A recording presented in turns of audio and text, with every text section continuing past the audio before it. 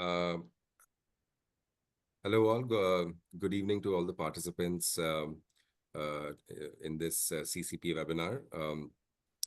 I'm Arjun. I'm from the client advisory team, and in today's webinar, we also have CCP Fund Manager Rakshit Ranjan with us. Continuing from our last CCP webinar, where we touched upon some of the macro developments that had taken place in the prior months. Though a lot of those factors have become more entrenched. Those are now visible in earnings growth of companies across the market. And from that perspective, today's webinar will focus on some of those aspects. We will also discuss about the implications on the companies that we hold in our portfolio and what we expect them to deliver going forward. What are some of the challenges? What are some of the positive aspects? And what have we done to sort of align the portfolio to be geared to to this new reality and the macro cycle as it's taking shape. So we'll delve into a lot of these factors in more detail. And once Rakshit is done discussing these aspects, we'll open it up for Q&A. So feel free to post your questions in the Q&A box, and we'll take it up at a later point. Over to you, Rakshit. Thanks, Arjun. Good afternoon. Good afternoon, everyone. Let me just share the screen.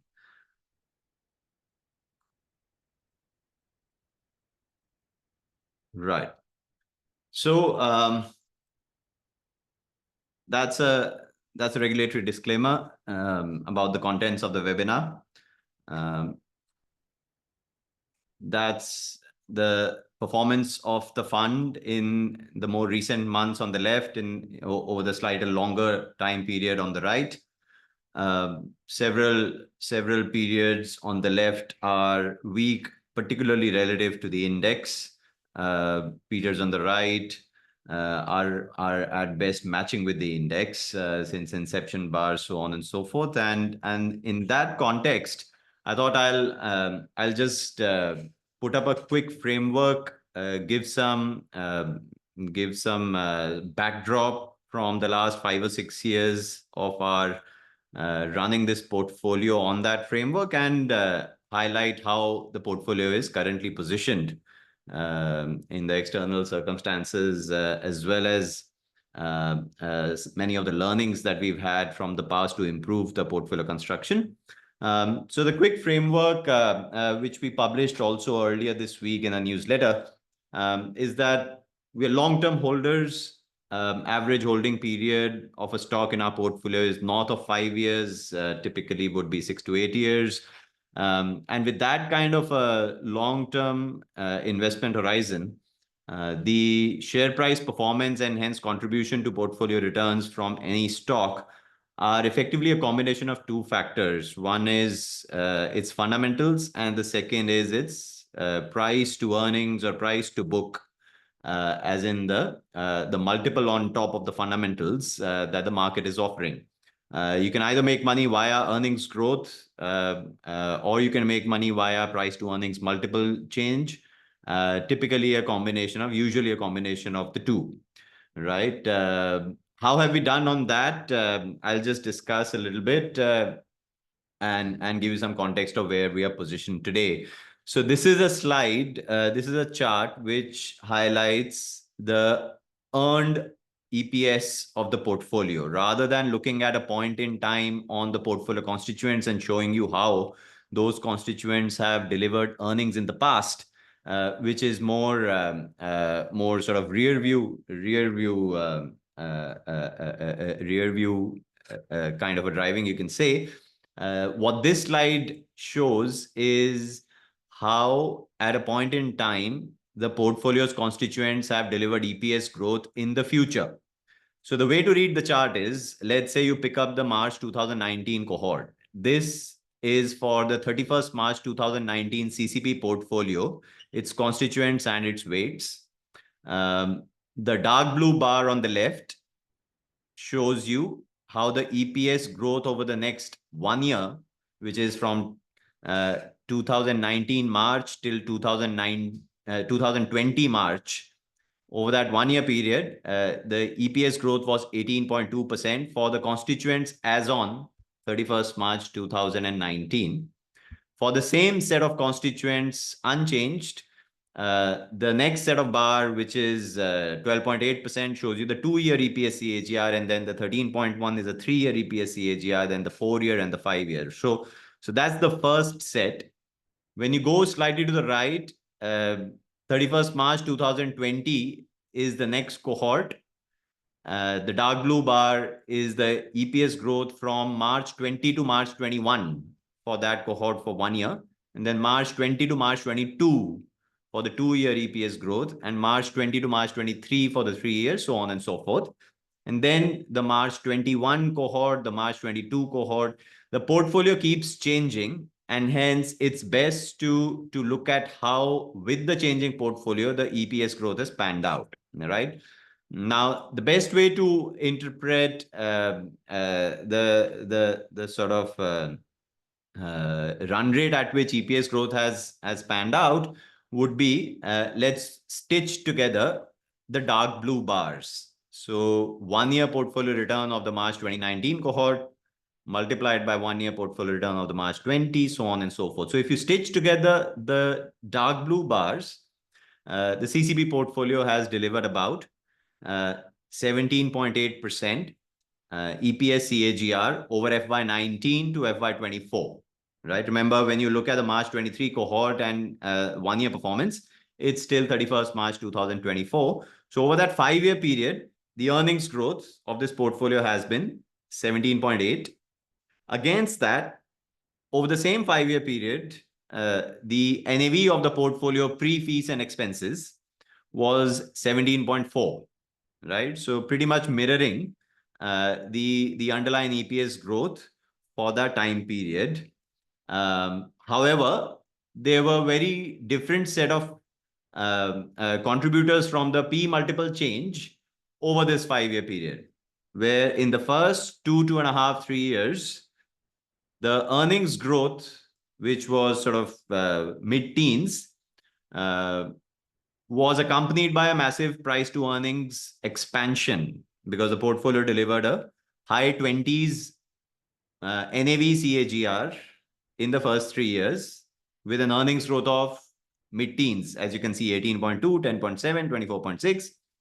But in the next 2.5 years, which is FY22, FY23, FY24, that 2 to 3 year period, while the earnings growth remained mid to high teens, in fact, high teens, the price to earnings underwent a massive deflation. And hence the portfolio performance, despite healthy earnings growth, the portfolio performance was pretty weak, mid-single digits at best. So that's how the second factor, which is price to earnings, has played out. One other point worth noticing here, that compared to a completely untouched portfolio, which is, let's say, the performance of a single cohort over a period of time, the stitched together dark blue bars have given a better performance, which means had we held on to only the March 2019 cohort, the EPS growth was healthy in the first year, 18.2, but thereafter it collapsed to low teens. Likewise, the March 20 and the March 21 cohorts, the subsequent years EPS growth rates were not in the high teens, and hence the blue bar stitched together is a better outcome compared to a single cohort held over a period of time long term. To that extent, the changes in the portfolio have helped enhance the EPS CAGR of the overall portfolio. What's not highlighted in this slide, but I've got a separate slide later on in the presentation, is what did the Nifty 50's EPS do? Over the same 5-year period where CCP's EPS compounded at nearly 18%, Nifty's EPS was 16.5, 16.4. But within that 5-year period, in the last 3 years, Nifty's EPS CAGR was 24.3. Quite clearly, the first 2 years was a washout. I'll show it to you in the subsequent slides. And effectively in the last 3 years, whilst we've done at best high teens to closer to 20% EPS growth, Nifty has done 24.3 over FY21 to FY24. This is as of 3 years ending 31st March 2024. Now, it's worth then analyzing what could we have done better on EPS growth? What could we have done better on the price to earnings change? And then, is the current portfolio picking up some of those learnings, and how are we looking at the portfolio being positioned for the next, say, 3 to 5 years, right? So moving to that, what could we have done better to deliver more than, let's say, 17.8% EPS CAGR over FY19 to 24? The answer to that is, well, we could have added a couple of percentage points by being a little more proactive than we were to changes in the Indian economy. What were these changes? To put it in a very simple way, the physical and digital infrastructure radically changed over the last 7-8 years in India. Physical infrastructure meaning roads, rail, air traffic, etc. And the digital infrastructure is the entire tech stack, the adoption of that tech stack, and the ways of lifestyle evolving towards a more digital kind of economy. And this led to many challengers scale up at a faster pace than they otherwise would have. Many incumbents create opportunities for themselves, come up with challenges themselves, which would have been a far slower process otherwise without these changes in the Indian economy. So smaller companies, they entered into the territories of larger players, became disruptors, and in many cases, even large companies, they expanded into new industries at a faster pace. This is the change. How it manifested into industries becoming investable under the coffee can, under the consistent compounders framework, how it manifested into specific companies within those industries delivering high and consistent returns on capital employed, high and consistent growth, which pre-COVID was absent. I'll give you some examples. So let's say take hospitals such as Narayana Hrudayalaya, which has built a digital architecture to create a moat that ends up delivering reduction in treatment costs, which is good for the patients, good for the insurers. It's even good for the government. And to a great extent, also good for the doctors who don't have a sword hanging on their head to become a star doctor and build a franchise around them, for which they need to get paid top dollar to retain and fund that kind of a franchise building. And this kind of a moat built on a digital architecture was something that would have been a far more slower process pre-COVID. It became a faster process in the healthcare space, and we picked up Narayana. Large format retailers such as Trent is another example, where that company has re-engineered its procurement processes to offer inventory turns and then scale up a format like Zudio very rapidly to benefit from market share gains from the unorganized apparel industry. There are examples such as a challenger FMCG company like a Tata Consumer, which is using tech investments to scale up its distribution network and then feed through that distribution network portfolio of products built through smart capital allocation decisions. And there are many other such use cases that we can talk about. Auto ancillaries like Aisher, Escorts, Tube, where incumbents like these companies are spreading their wings to challenge their larger competitors in newer markets. These are changes which were happening in the external environment. We picked them up in our portfolio over the last 12 to 18 months, but there is an argument to be made that we could have spotted some of these 1 or 2 years earlier as well, maybe in 2021, 2022. Had we done that, the sort of required shift to enterprising compounders would have been sooner. The higher growth rates of these enterprising compounders could have manifested into the portfolio's EPS growth a little sooner. And hence, whilst we've made these changes over the past 12 months, this is where an earlier recognition might have added a few percentage points to the 17.8% EPS CAGR, which, by the way, is not a very weak outcome, the 17.8, but could have been slightly better than that had we done some of these changes a little earlier. Coming to the second factor, could we have beaten the EPS CAGR in our pre-fees NAV compounding? Our pre-fees NAV compounding, as I quantified, was 17.4. Could we have done maybe a 19 or a 20 or slightly higher by beating the EPS CAGR in the portfolio compounding and hence adding value via the price to earnings multiple? Well, the answer is yes. We could have done two things around the PE multiple. One, we enjoyed a lot of PE expansion in the first 3 years.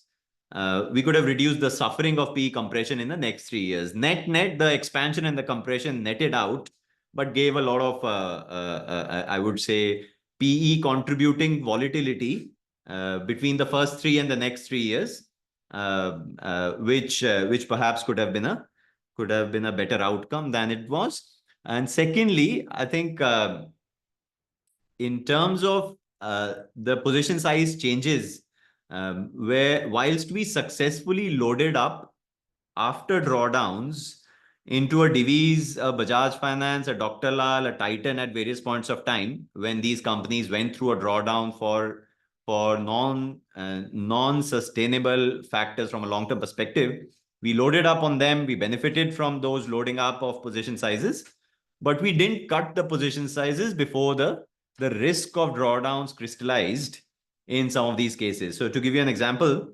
the derating of high quality lenders that happened over the last 3 years as the regulatory environment meant that days of 20% plus ROE and days of 20% plus loan book growth for a large bank or days of 30% plus loan book growth for an NBFC, as those days were getting over, given the changes in the external environment, particularly the regulatory environment, the price to book deflation of these high quality lenders is something that we woke up to with maybe a 12-month delay than we could have.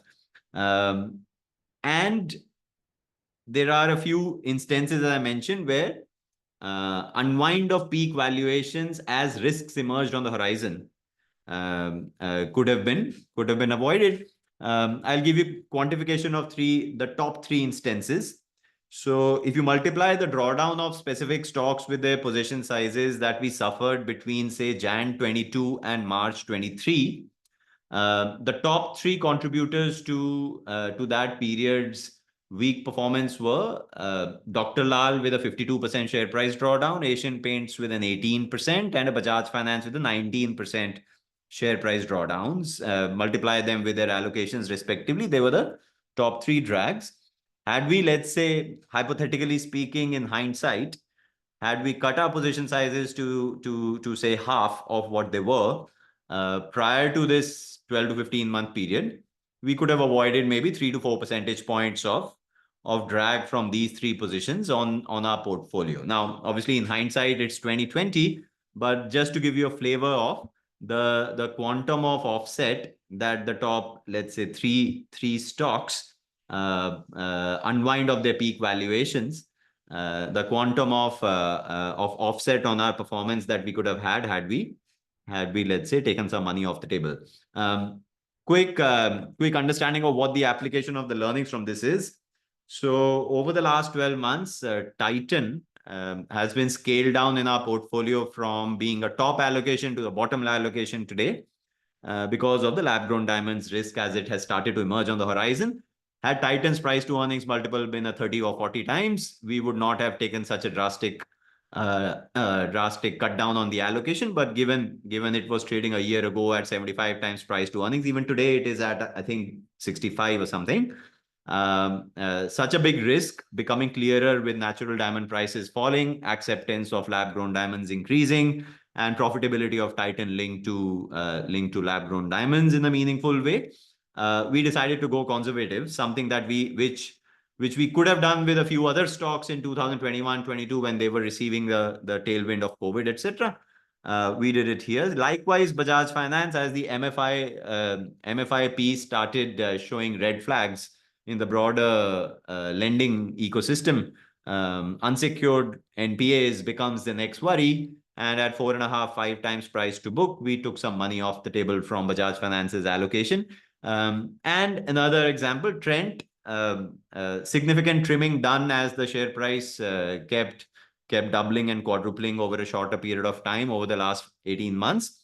This is largely to avoid Trent from becoming a 15-20% position size in the portfolio and taking control of the concentration risk here at high valuations, although there wasn't any significant fundamental risk until recently, when we also baked in the e-commerce risk into the Star Bazaar expectations of let's say the next 3 to 5 years, and not e-commerce, quick commerce for Trend. So those are some of the examples of learnings applied. Obviously, these learnings will be applied in many cases ahead of the risk playing out. In some cases, the risk might not play out at all. I mean, Bajaj Finance's third quarter numbers, they reflected no concern on unsecured NPAs yet. But the economy is weak, and we remain conservative on a leveraged, highly valued lender.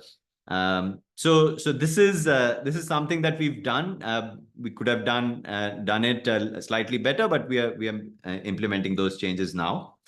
The implications of these changes to the portfolio, the churn that we've done in the last 12 to 15 months, and hence its impact on expected EPS CAGR and volatility is worth discussing here. So FY25. Remember, the first chart that I showed you in this presentation was for the CCP portfolio till FY24. That is now already 9 or 10 months old. So over the 9-10 months in the first 3 quarters of FY25, how has the portfolio done to begin with? The earnings growth has been about 16% for the first 9 months on a year-on-year basis, split into 25, 9, and 14 for the 3 quarters respectively. Compared to that, Nifty 50 has had a weaker outcome, and our portfolio has compounded at a rate faster than Nifty. Unlike the experience of FY23 and 24, where you remember I told you Nifty 50 compounded at or faster pace than at the same pace or faster pace versus the CCP portfolio.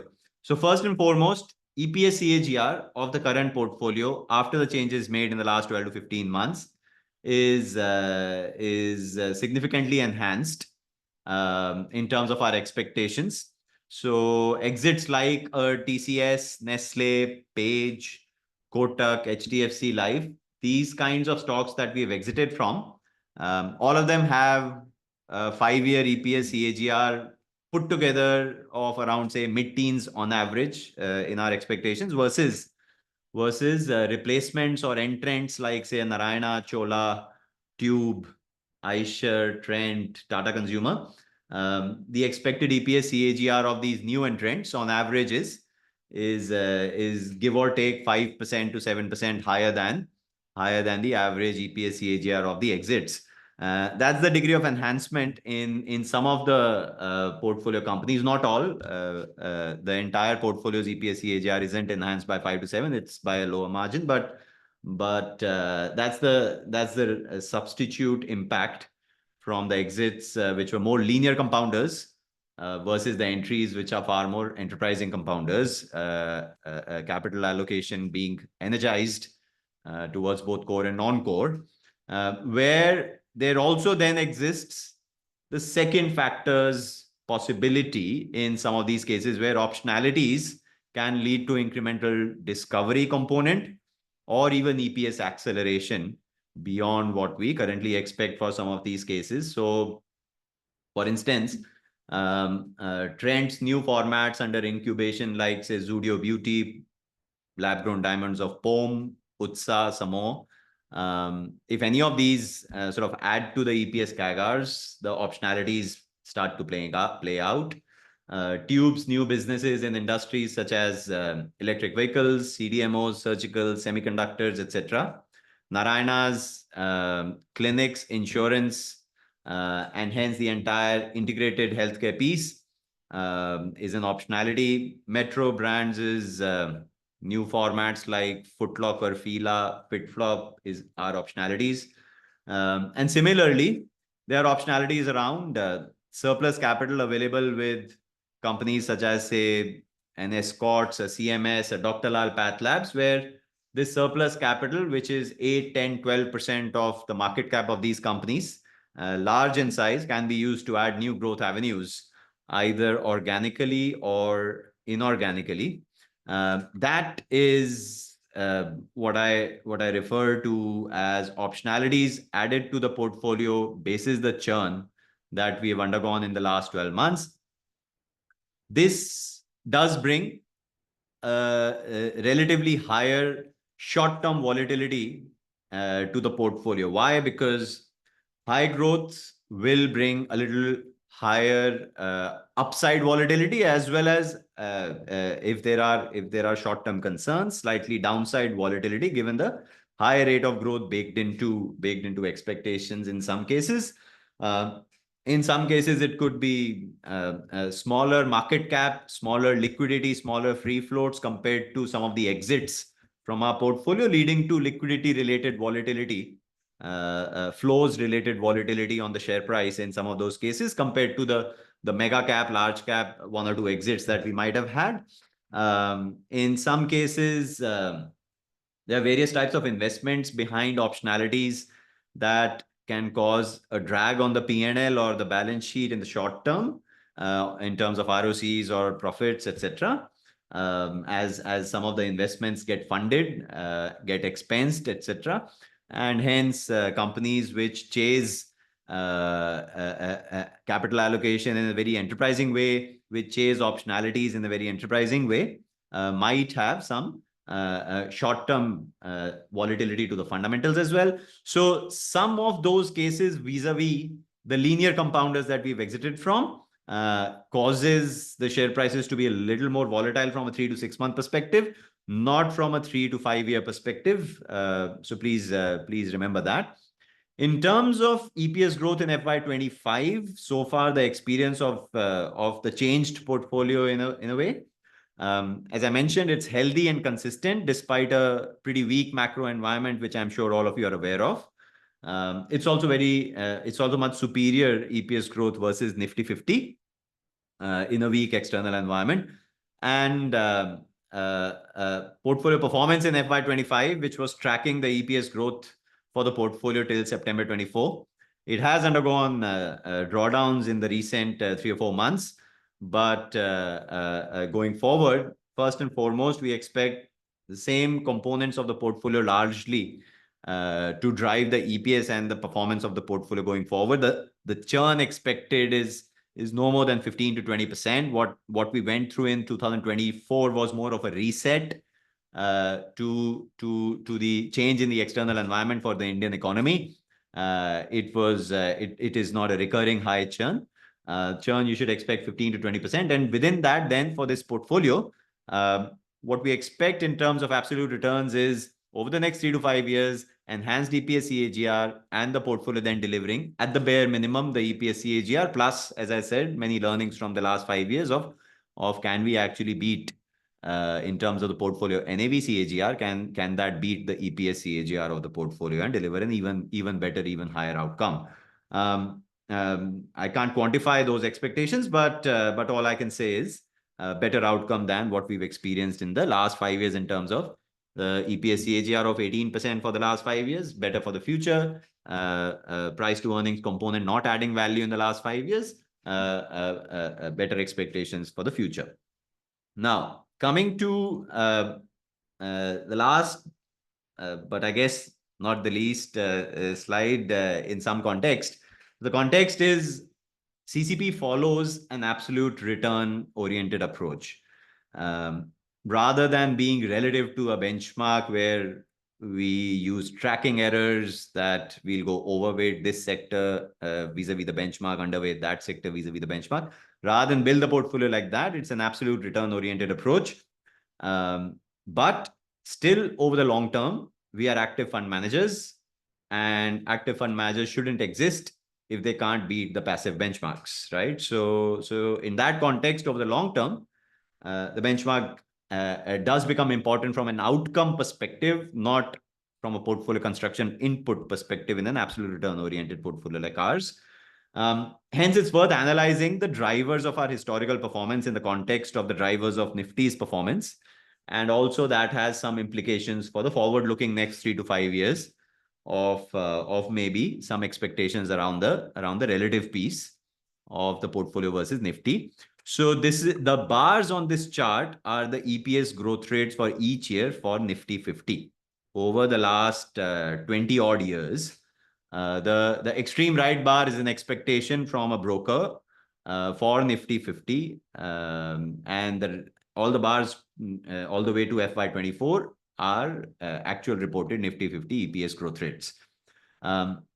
What's interesting is the long-term historical average for Nifty's EPS CAGR has been around 10%, right? And there has been cyclicality around that average as you go through different phases of the last 20 years.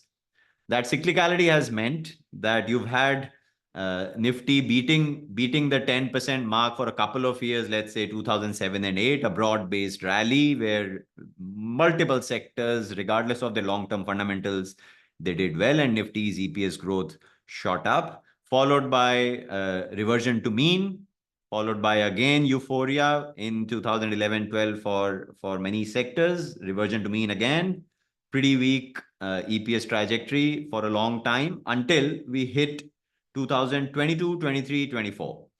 In these 3 years, for a variety of factors, which I don't need to repeat, I'm sure all of you are aware of, Nifty 50 delivered a very healthy EPS CAGR, whether it be government capex-oriented plays, PSUs, commodities, many otherwise cyclical, low growth relatively from a long-term perspective sectors, they delivered a substantial jump in some of the companies' earnings in Nifty 50, which took Nifty 50's EPS growth in FY22, 23, 24 to mid-20s almost, or 20% plus.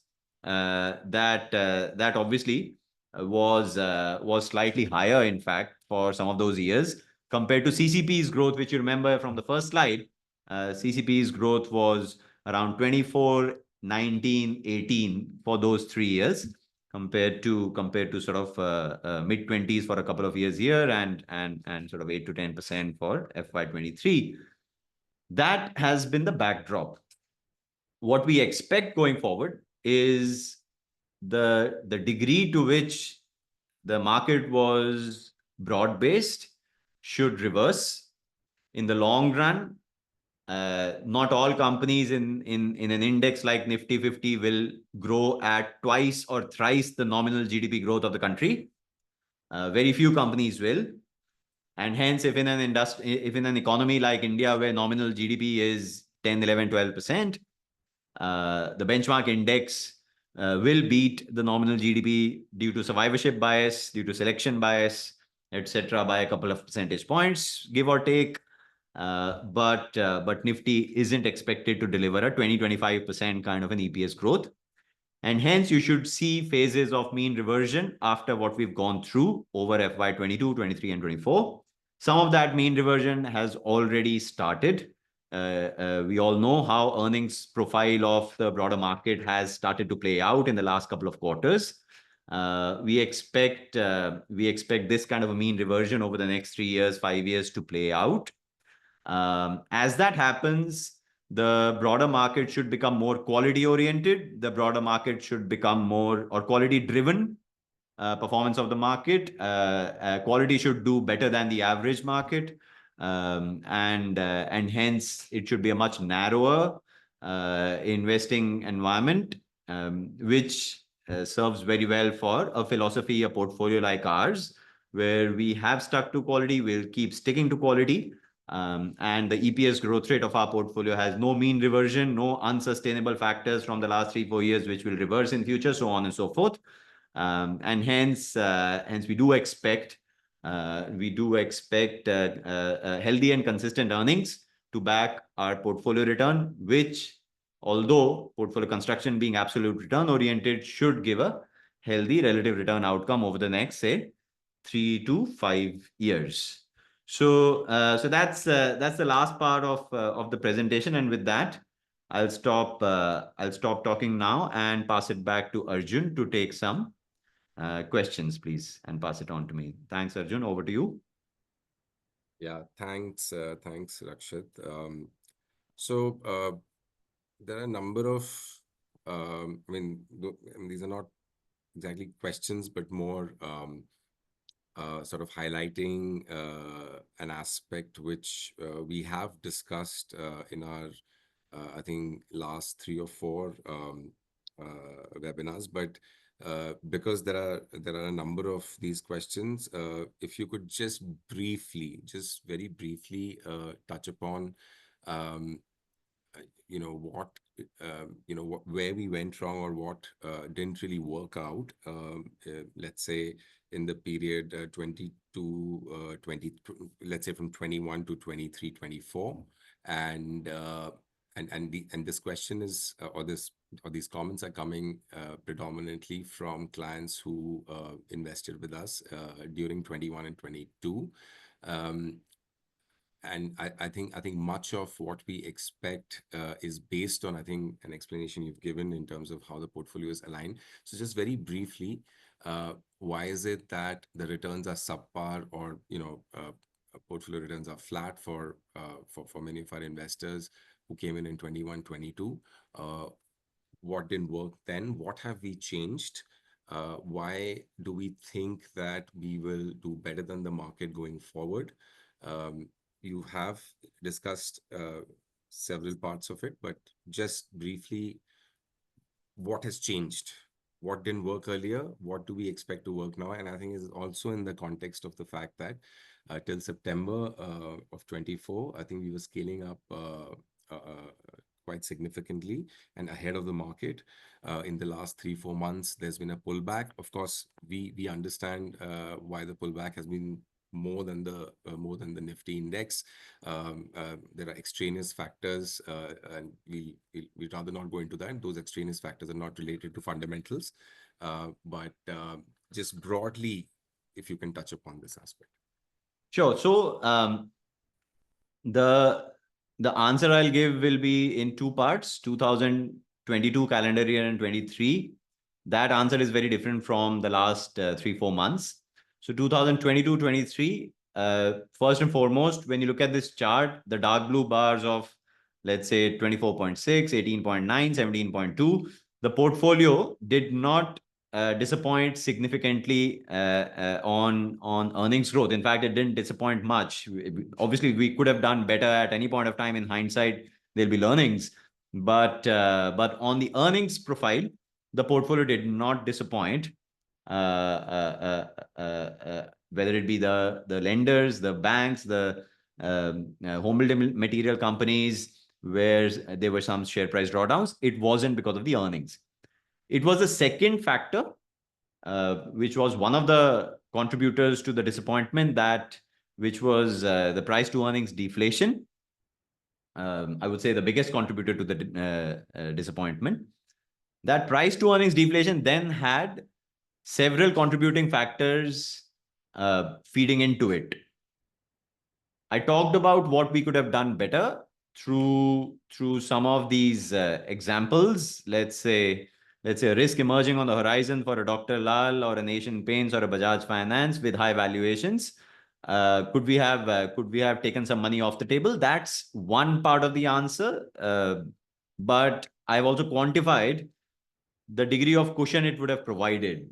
For these 3 stocks, it wouldn't have provided more than 3 to 4 percentage point cushion over a 15-month period. So no more than, say, 80 or 100 basis points through such an action. In hindsight, no more than 80 or 100 basis points could have been added to a 5 or 6 year time horizon on the CAGR, or for clients who entered in 2021-22 over a 3-4 year period, no more than say 150 bips could have been added to your 3-year CAGR from activity like this of taking money off the table, like we are doing now, which I've demonstrated in the last bullet. So that was one contributing factor to the PE multiple, which I would say certainly is a learning. We should have done better.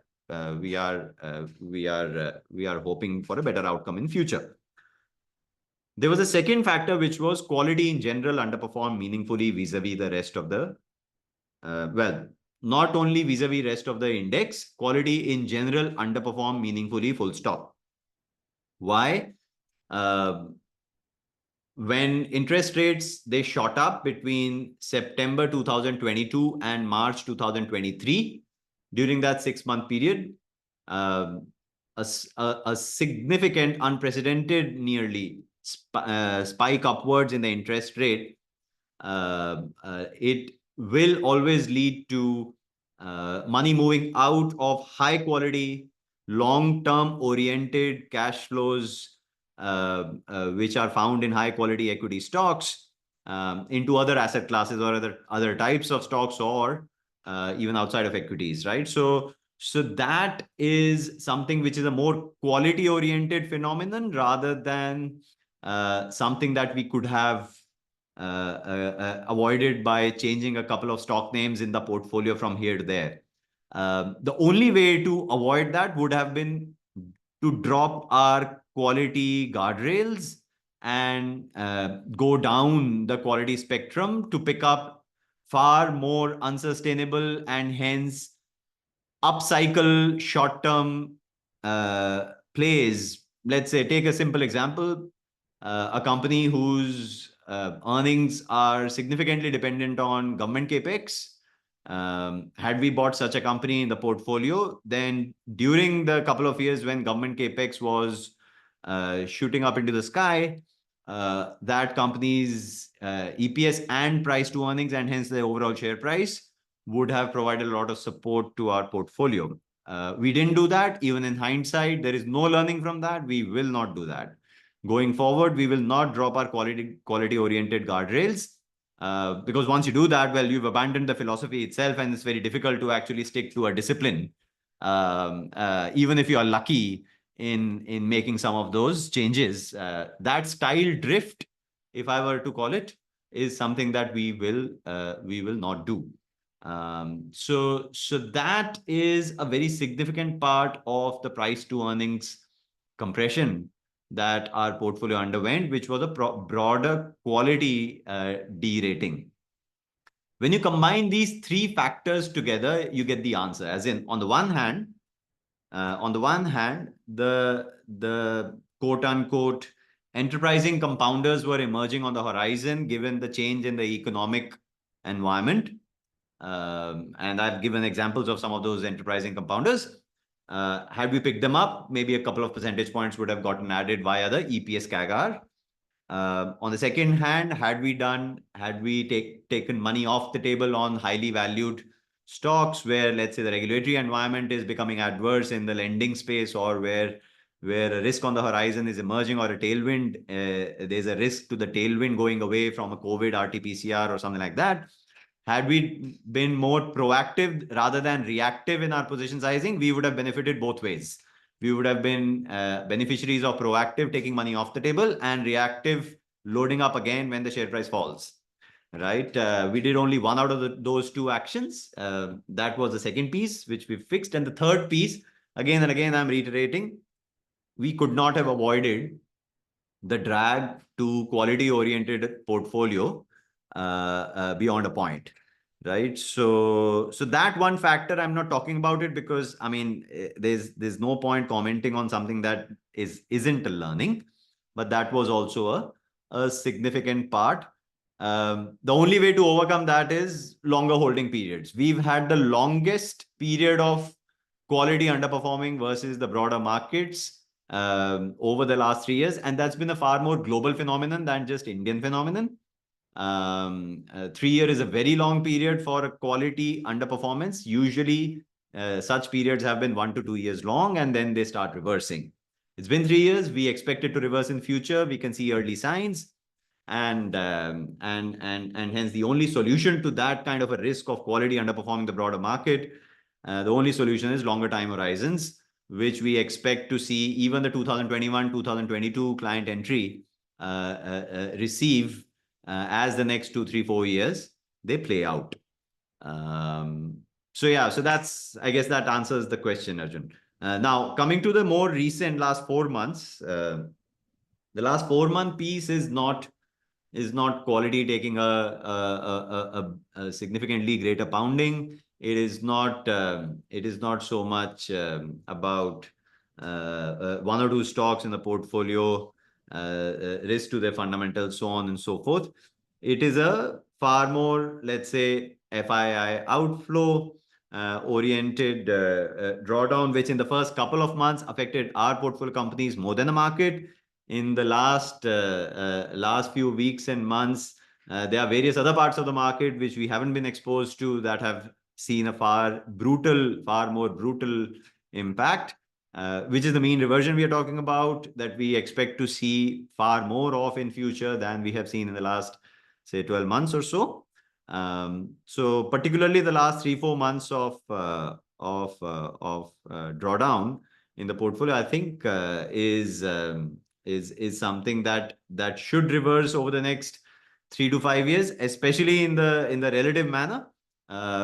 Thereafter, in the last couple of quarters as well, if the earnings is holding up in a weak external environment at a sort of mid-teens run rate of EPS growth, over the long term, if we deliver the cross cycle average of let's say 18-20, then it's easy to foresee how the portfolio's NAV might get pulled up by that earnings growth rate.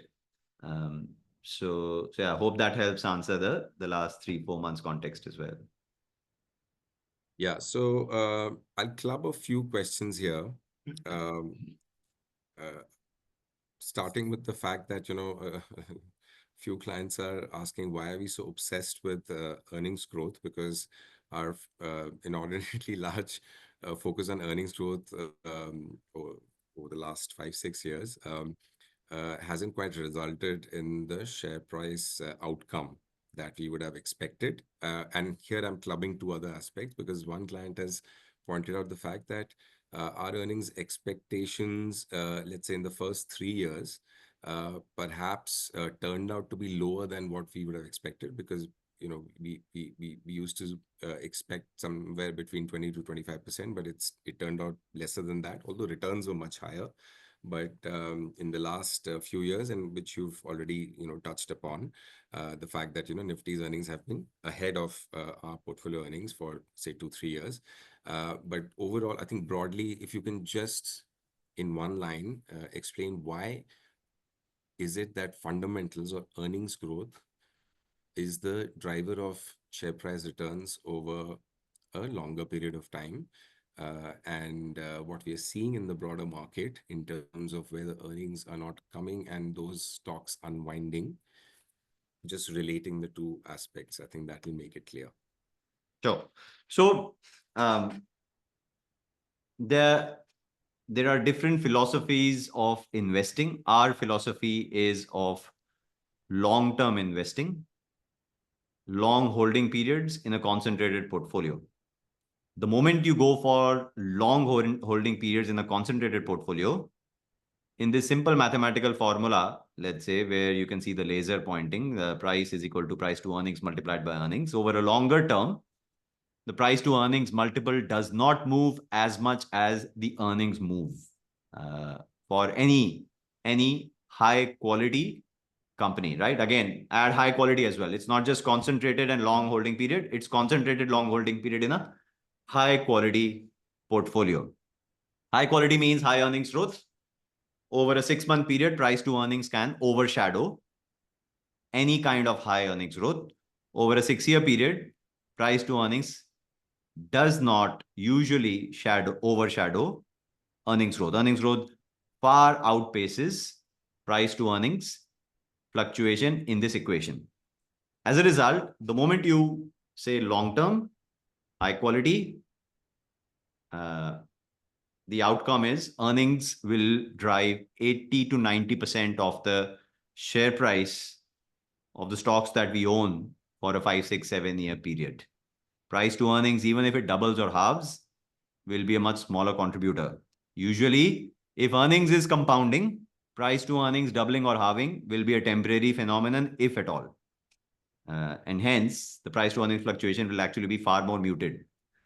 So that's in a way the answer to your question. Coming to the experience of earnings, as I said, it certainly everything could have been better than what it was in hindsight, and there are learnings. But earnings actually became an upgraded variant of themselves for the portfolio as we held through it. So, for instance, if you look at the 2019 or 20 portfolio, these portfolios also in their orange and light blue bar periods, which are the FY23 and FY24 periods, these portfolios could not see the 20-25% earnings growth, which our changed portfolios did see. So we did enhance the earnings profile of the portfolio. Yes, as you mentioned, it was the price to earnings multiple, which added on top icing on the cake in the first 3 years and took away half of the cake in the next 3 years. In a way, neutralized. The 17.8% EPS CAGR ended up being 17.4% NAV CAGR for fees and expenses, and it could have been 17.8 plus on the overall outcome. Right. So, Rakshit, in that context, right? So that was the past, but in terms of the current orientation, right, where we have a number of enterprising compounders, the numbers currently are not quite encouraging. I think that's what a lot of clients are highlighting, and perhaps that's a reason why there is a pullback in those stocks. Of course, there are other reasons as well, but in terms of if we tie in this aspect with the past, where the outcome was perhaps not as robust as we thought it would be, but in terms of the current alignment, a handful of stocks are obviously delivering, but there are others that where the numbers don't look that encouraging. So in that context, and I know you mentioned about the fact that there have been investments in in several new growth areas, and there are several growth drivers. But what's sort of the time frame are we looking at in terms of the future earnings growth? I mean, what really is the gearing of the current portfolio to, let's say, earnings growth over the next 2, 3, 4 years? What are we really looking at? Yeah, so first and foremost, this is why we build a portfolio, right? Because a handful of stocks will certainly outgun the rest of the portfolio, and a handful of stocks will undergo negatives in earnings over a short period of time. If we had the capability of picking up a portfolio with 20% sort of earnings growth, even in the short term, pretty consistently, then we wouldn't need 15 or 20 stocks in the portfolio. We'll be fine with 5. Right. So the reason why we've got a portfolio like this is because to take examples from, let's say, previous periods, the overall portfolio at any point of time when it delivered those kind of high teens, mid teens, or 20% plus growth rate that I showed you in the first slide, there was a divis delivering a negative at that time and the share price going down. There was a Dr. Lal delivering a negative and the share price going down. Those happened to be 2 or 3 quarter negatives, not 8, 12, 16 quarter negatives in earnings. Very difficult to time when divis will suddenly move from margin compression to margin expansion. All you can do is look at long-term fundamentals, look at long-term expectations, look at moats, capital allocation from a long-term lens, and then say, well, if the long-term is secure via my understanding of the moats and capital allocation, and in the short term, I'm getting an opportunity to load up, either given a drawdown or low valuations, I'll do that, and vice versa. Rather than fretting about every quarterly earnings volatility, and then saying, well, could I have not foreseen a minus 10% earnings growth of a particular stock and hence avoid its drawdown when that minus 10% got reported? I mean, that's very, very, I would say, very wishful thinking, very difficult to do. At least we are not experts at that. And net, that's exactly why a slightly longer term picture on earnings for the portfolio, which is this slide, versus even if you want to compare versus Nifty, slightly longer term picture on earnings for the index. Even if you look at the current portfolio, slightly longer term historical context of EPS, that is far more representative of the outcomes that we are trying to achieve in this portfolio. And hence the share prices follow suit. Now, I can always give you examples where short-term earnings are very significantly deviated from short-term share price movement. So, for instance, I mean, look at ICICI Lombard, 57% earnings growth and very healthy throughout the last 9 months. Look at Trent, very healthy earnings growth, even in this quarter. Did that lead to Trent going through a 34% increase in the share price after the 34% increase in EPS? No, it didn't. And that was also not the investment proposition from our side. The proposition is longer term EPS CAGR vis-a-vis longer term expectation of the P multiple fluctuation, and hence is the IRR from a Trent expected to be healthier than let's say 18 to 20%. If yes, we load up on it. If not, we cut down on it, so on and so forth. So the long-term orientation perhaps is something which is missing the moment you significantly focus on, let's say, the last 3 columns here. Also, not to forget, we are living in a very difficult external economic environment. These businesses are operating in a very difficult external environment. In that environment, getting a 14% weighted average EPS growth is obviously, there can be better outcomes than that, but that is not a bad outcome at all, given the context of the external economy. Going forward, as the economy sort of mean reverts to long-term averages over the next 3 to 5 years, certainly not in the next quarter itself. We expect our EPS CAGRs and the NAVs of the share prices also to sort of mean revert to long-term averages. So it's a long-term orientation, I guess. Short-term is important to understand whether something is imploding significantly from a long-term perspective. To that extent, short-term timeframes are also important to see. But I think drawing conclusions basis, well, could we not have taken money off a Tata Consumer with a 0% earnings growth, or an Asian Paints with a minus 23, or etc.? I think that's a wrong way of looking at a long-term investment horizon. Sure. Okay, let me pose that question in a slightly different way. Given that we are going to be in a cycle which is obviously going to be more quality and growth oriented, at any point of time, what sort of growth do we want the portfolio to be aligned to? Given the fact that it's possible that we may need to make some changes because for stocks there earnings growth outlook, let's say, becomes a little questionable or becomes a little hazy, and we have other ideas available to us that have much better prospects. At any point of time, what sort of a broad range of growth do you want the portfolio to be aligned to, let's say, over the next 2, 3, 4 years? Right. So I'll give a mechanical answer this time. No single stock with expected IRR over the next 3 to 5 years of less than 12 to 14% will find place in our portfolio. No single stock. Forget about the rest of the portfolio. Talking about an individual stock. An individual stock where we expect earnings to compound at 20, but price to earnings can deflate at minus 15 annually, and hence the share price can be a mid-single digit. That kind of a stock will not form part of our portfolio. The exit PE 5 years out is based on how we expect the business to be positioned from a growth perspective, strength perspective, cash generation perspective, capital allocation perspective, 5 years out. That can be taken as the exit P in this kind of a mechanical context. No single stock below low to mid teens expected IRR will find its place in the portfolio. That's one.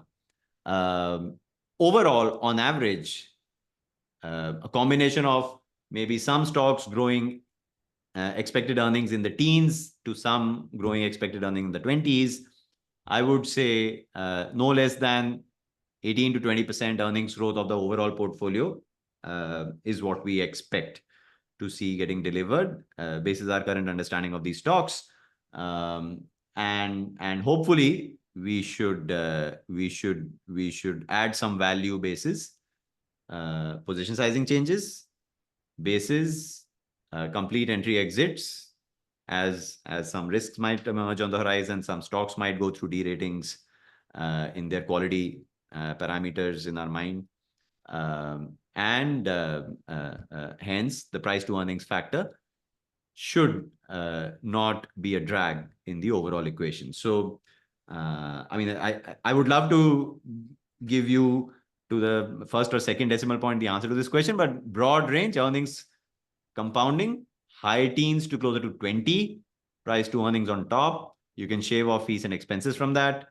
And that's where we expect the portfolio to deliver. I guess to a great extent, these questions around performance are also coming not just because the absolute return has been weak over the last 4 months as well as over the last 2.5 years, but also because the relative return has been weak over these time horizons. Nifty is not expected to compound earnings at high teens. Nifty is not expected to see its current P multiple of nearly 20 times go through a re-rating. Right. So I hope that answers the question a little bit on the relative context as well, where portfolio earnings versus Nifty earnings, portfolio PE contribution versus Nifty PE contribution. Right. So fair enough. But while we are on this particular topic, can you just quickly touch upon the fact that the churn over the last 12 months has been on the higher side? Can you just by way of a broad guidance, give some color on how do you see churn going forward? Yeah, so 10 to 15% is the expected churn going forward from stock entry exits complete, and position sizing changes, which could be opportunistic, can add another 5-7%. So in total, 15 to 20 is the average cross-cycle churn in this portfolio. Historically, this is the outcome that we've had. We had expected the portfolio to deliver more like a 10 to 15% churn, but we've ended up delivering a 17-18% average churn over the last 6 years, including the last 12 months of nearly 40% churn. The cross-cycle average over the last 6 years has been high teens, which came on the back of 2023 near zero churn, 2022 low single digit to mid single digit percentage churn, so on and so forth. So there have been periods in the past of slightly higher than cross-cycle average churn, slightly lower than cross-cycle average churn. Going forward as well, you will see such volatility. It will not be a linear 16.7534% churn every year. It won't be like that. It will be 10 to 15% some years, maybe 20 to 25. Net in other years, net, I think it's safe to assume 15 to 20% cross-cycle average churn from this portfolio, right? That should then also give you some context of bulk of it will be long-term. Only in exceptional cases, it might be short-term, because the average holding period of a portfolio with less than 20% churn is longer than 5 years.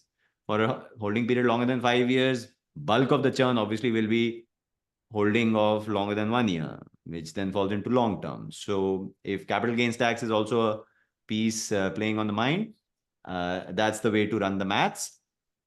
And also when you compare this against, let's say, other asset classes, which could be, let's say, mutual funds, etc., effectively, this is a portfolio churn which in some other asset classes it hits at redemption. Here it hits a little ahead of time, but given the relatively lower amount of churn, it shouldn't be a significant drag, less than 100 basis points for sure, in that kind of a comparison.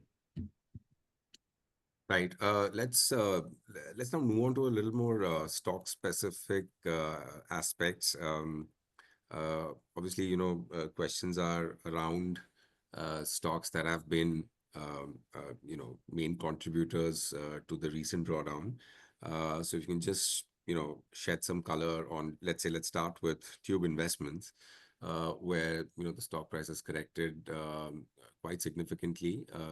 The questions around that are more to do with the entry price and the entry valuation versus our expectations of what this stock is going to do in the future.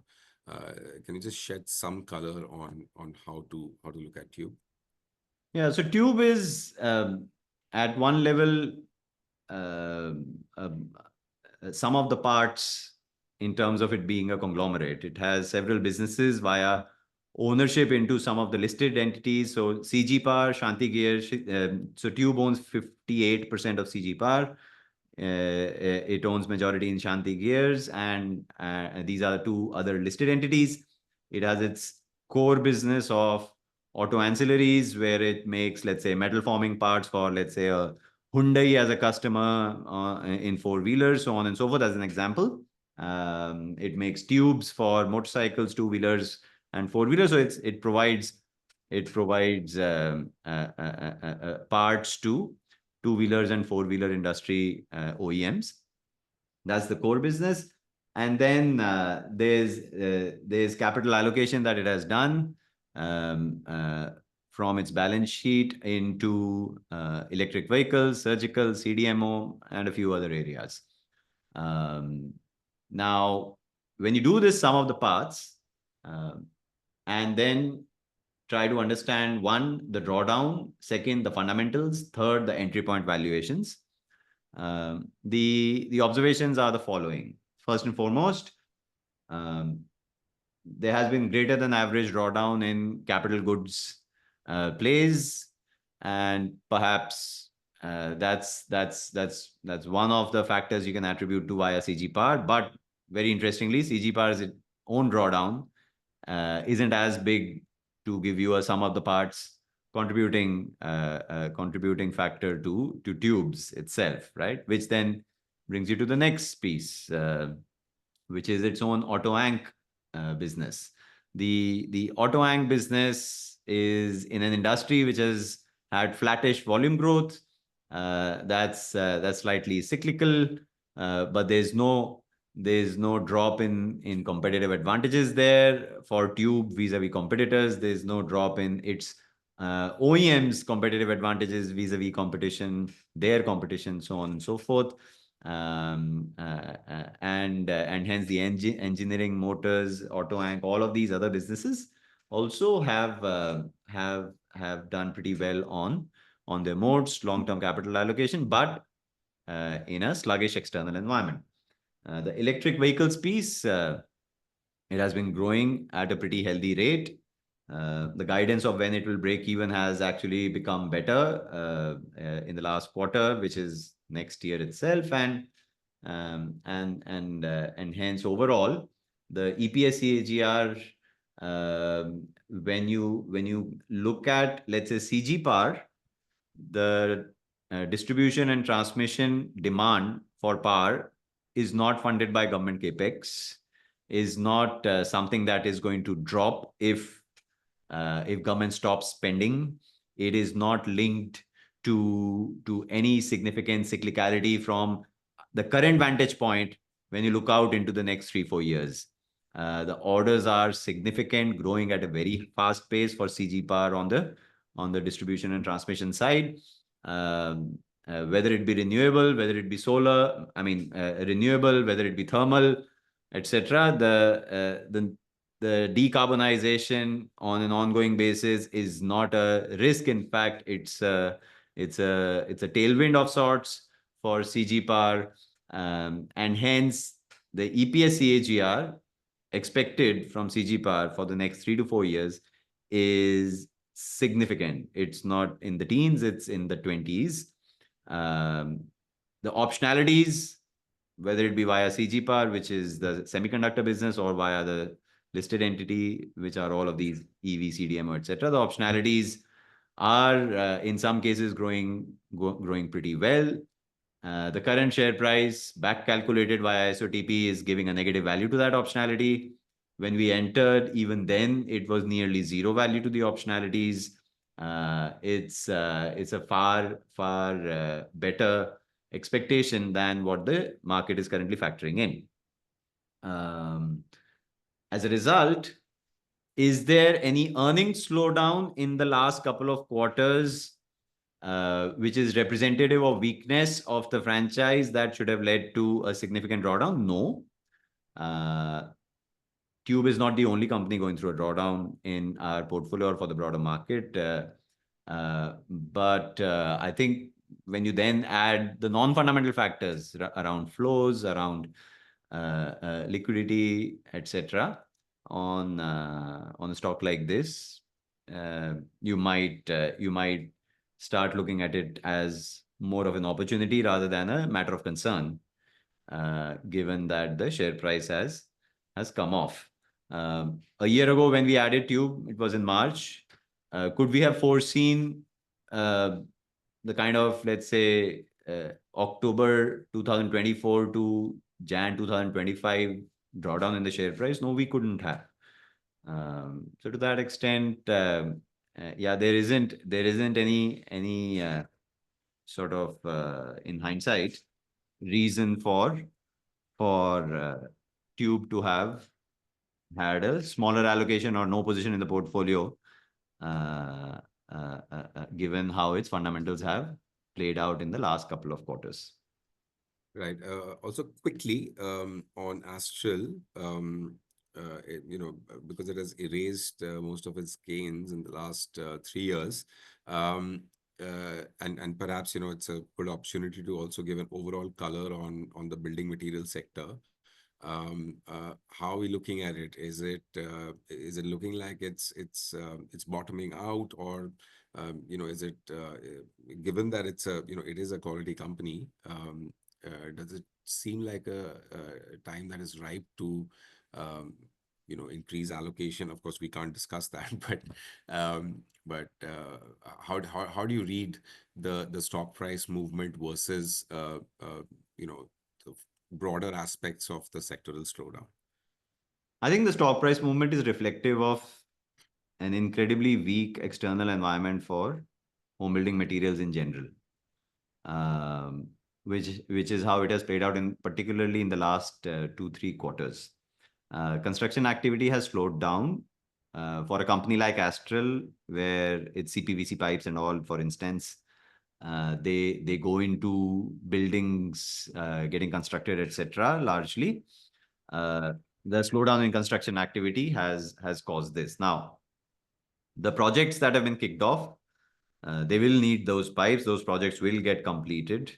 So it is a temporary slowdown. Whether it lasts for another couple of quarters or is this it, is anybody's guess. I do not have a view. Even if I had, I can't share it. And hence, I mean, all I can say is there is nothing that has gone out of the window for either the next 3 to 5 years of CPVC pipes industry growth or the next 3 to 5 years of market shares for Astral. In fact, on the contrary, I would say the way the competition has behaved in the CPVC and PVC pipes, the way the competition has behaved in the last 1 or 2 years with the quality of the product, with the price mechanisms, with the I would say in some cases slight lack of discipline in dealing with the channel, Astral's competitive advantages have only become stronger in our view. So every crisis is a way for better quality companies to show separation of men from the boys, and I guess you'll see the outcome of that as as the broader macro improves. Having said that, also just remember one point which applies to pretty much many, I would say, B2C companies particularly. In a sluggish macro demand environment, and remember the kind of consumption slowdown that we are seeing in the last 2-3 quarters is something that we haven't seen for the last 20-25 years, I would say, right? We haven't had from FMCG to discretionary to home building to all sorts of industries, not just the cyclical passenger vehicle, two-wheeler, etc., not just the cyclical ones, but the more consistent growth companies also go through a slowdown.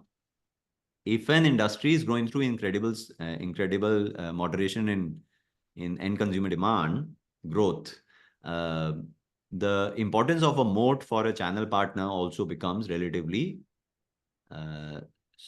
smaller compared to a normal external environment. So to give you a simple example, whether it be for an Astral or an Asian Paints or a Pidilite or someone else, if let's say supplies to the channel of high quality product or supplies on time, velocity of supply chain, etc., if these were the moats that a company had built,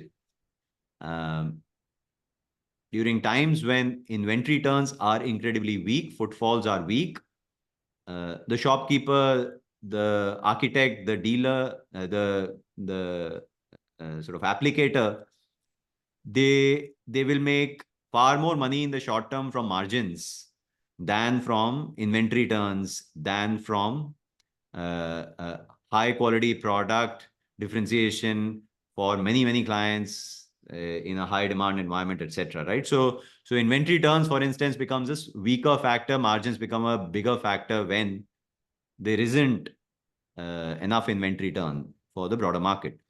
And hence the supply chain velocity or modes or so on and so forth. So it's a combination of those factors where macro weak and competition intense that leads to many of these industries seeing the champion company also go under the pump, which has happened in the last couple of quarters.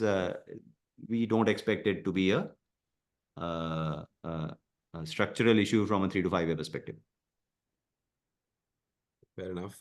Quickly on the exposure of the portfolio on exports, especially to the US, and any risks of these increased tariffs on the earnings of some of these companies. So let's say Aisha's exports to the US.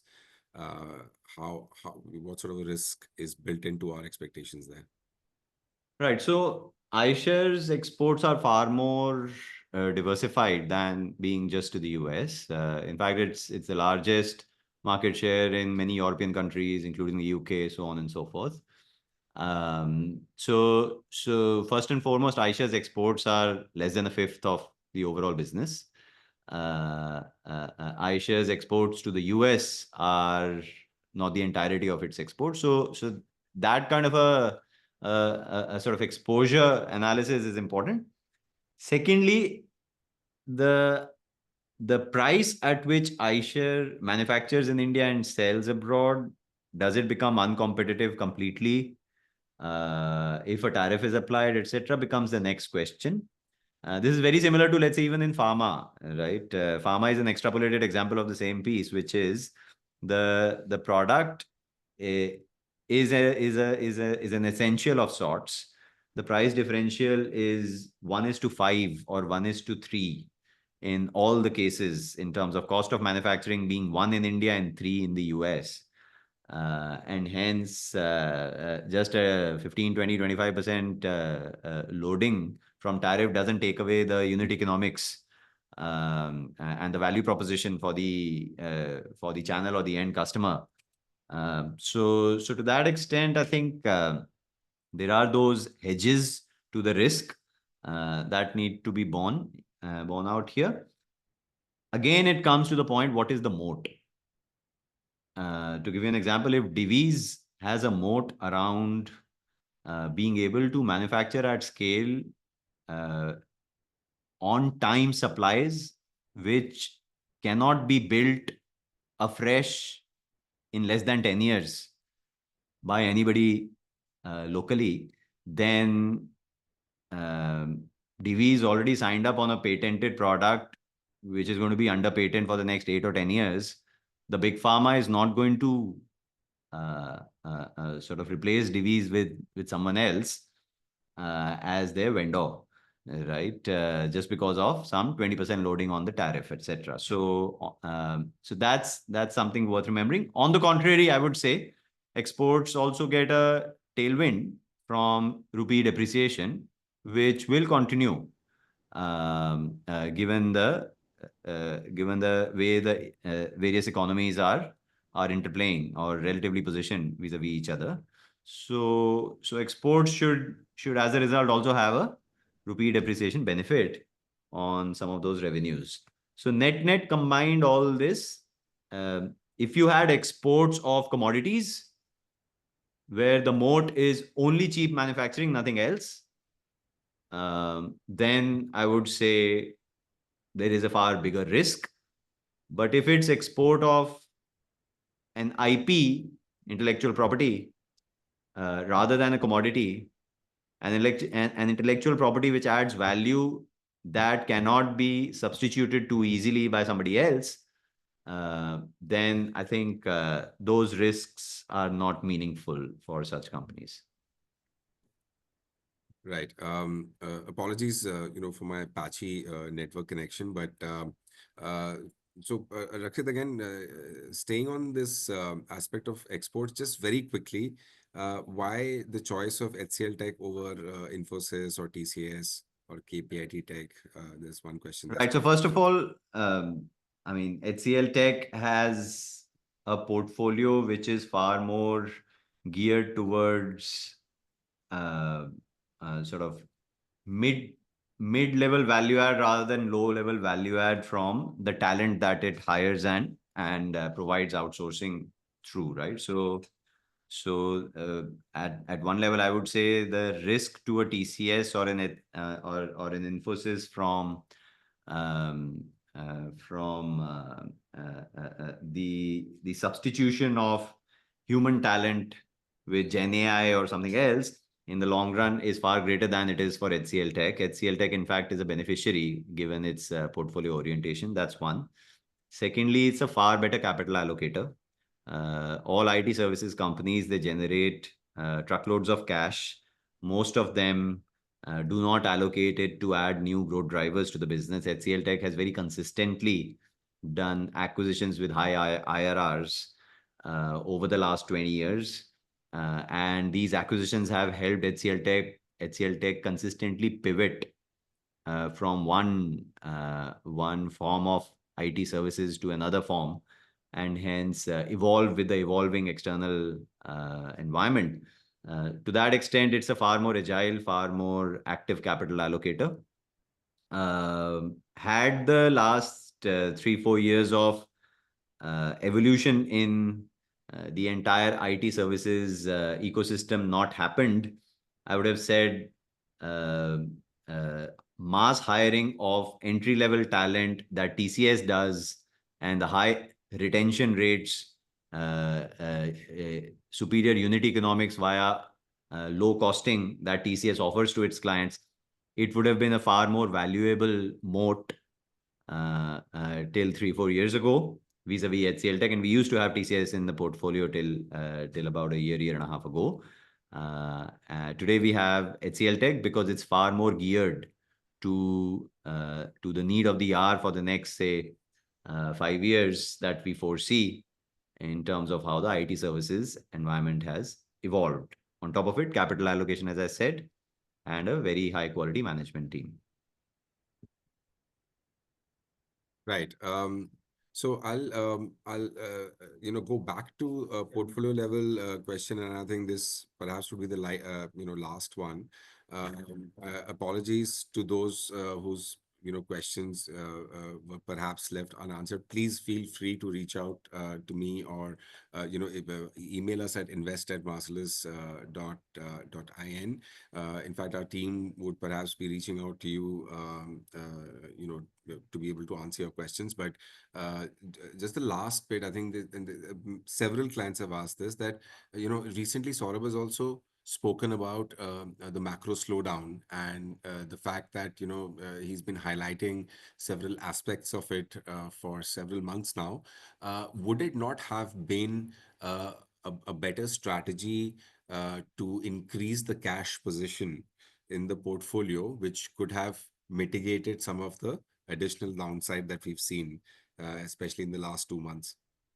Sure. So, I mean, it's a valid question, and we all know the answer in the hindsight. I'll tell you the answer as part of the philosophy. I'll make 4 broad points. Okay. So, point number 1, stocks do not wait for the weakness in the external environment to go away before they start to rise. In fact, think about the last 5-6 instances of stock market drawdown,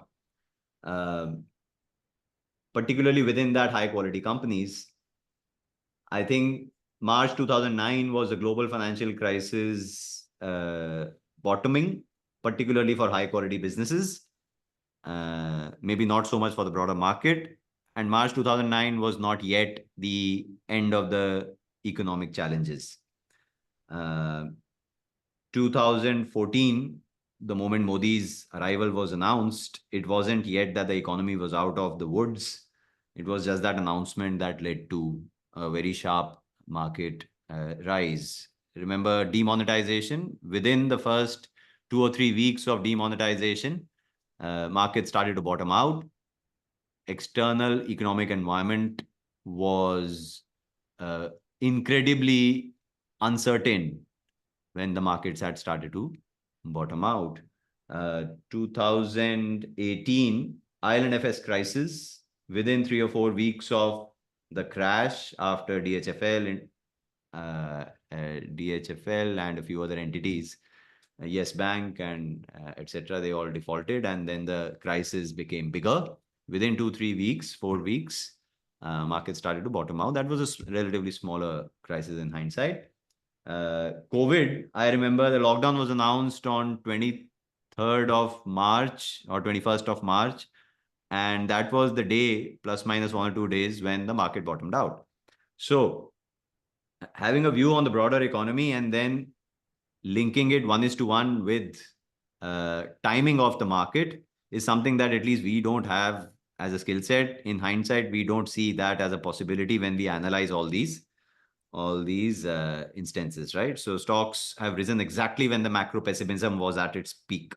So that's point number 1, right? And hence becomes very difficult to time these things. Point number 2, compare the opportunity loss of a cash call going wrong versus the opportunity loss of staying fully invested and going through a drawdown.